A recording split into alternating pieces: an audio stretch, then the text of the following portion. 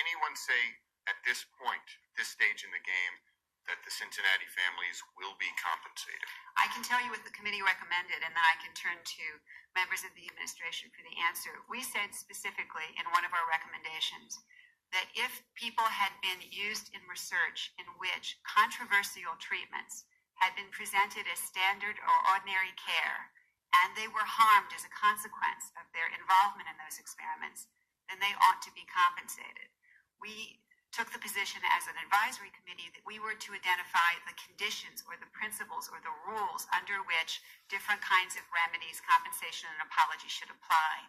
It's frankly up to the administration to determine whether the Cincinnati experiments or other experiments would fit under that requirement. Is there a response? There's got to be a clear response from the administration. This morning, what the president instructed all of the agencies to do, and I understand I have this responsibility, is to set in place a mechanism that will permit us to review all of the cases which are not as compellingly obvious to harm as were those involving the subjects of plutonium experimentation. My thinking is that very shortly the Department of Energy will establish a task force of 3 experts to help us now go through cases like the one that you have just described. I'm also clear that our administration intends to do something more broadly so that we can all cooperate. But having been staff to the committee, the department, I think, was early advised that we needed to establish a system. So we will do that with a great deal of forthrightness and look forward to working with the administration as others of our members have an opportunity to review the report. We understand the need for swiftness, and we also understand the need to work with the Congress, as Congressman Markey has pointed out, but the most important thing in my mind is to get on with it. There is, we have here a struggle of 50 years and 40 years remove of time. In many cases, the parties who were responsible are no longer living. In other cases, they're quite elderly and perhaps in situations in which pursuing wrongdoing would be inappropriate. But we want to draw a distinction in the recommendations of the committee and in the committee's report between judging that actions were wrong and making judgments about the blameworthiness of the people who were responsible for those actions. In some cases, it's extremely difficult to determine who exactly was responsible or how the responsibility was shared. Wrongdoing, in terms of not the wrongness, but the blame on which, the blame to which these people should be held. Now, there are cases in which conduct was clearly egregious and individuals acted in unconscionable ways. And we did not recommend, however, sanctions looking backward on those individuals. Mostly because in those cases, the individuals are no longer living. The Department of Health and Human Services needs to ratchet up what it's now doing, whether it's the training of scientists, the curriculum that we put in place.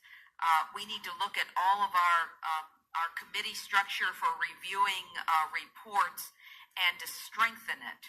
And the report gives us some guidance in that regard, but significantly more needs to be done. In addition to that, of course, the new structure will involve a bioethics commission appointed by the president, so there will be a new structure. I am particularly concerned in preserving the local committees where there is citizen representation, so that there is a review and responsibility and accountability not only at the national level, but at every level of the research process. Not that currently the department undertakes no human experimentation using radiation.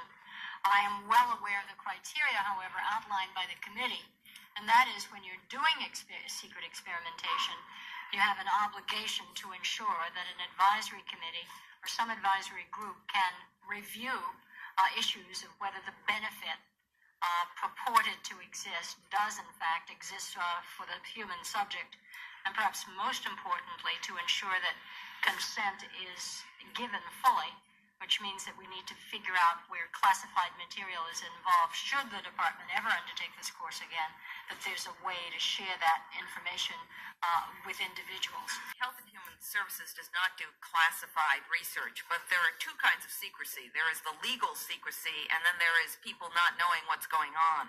What we want to make sure in my department is that we followed every ethical rule and in fact upgraded our standards as a result of this report.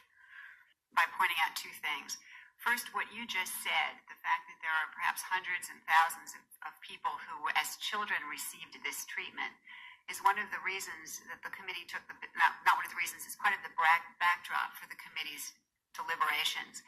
We were given the brief only for human experimentation, and only a very small proportion of the people who received nasopharyngeal treatments as children, in fact, served as research subjects. If it's determined that there is a public health need to notify people who received such treatments, or to notify the people who provided medical treatment, the physicians who care for them or cared for them in the past, then that exceeds well beyond what the territory of the advisory committee had to consider.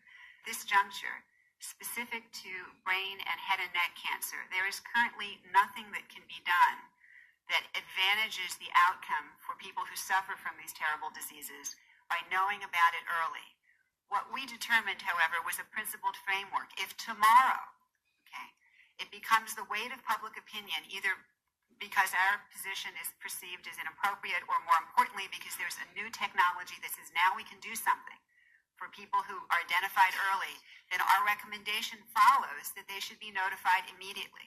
To avoid protracted and expensive legal process where the beneficiary may not always be the individual.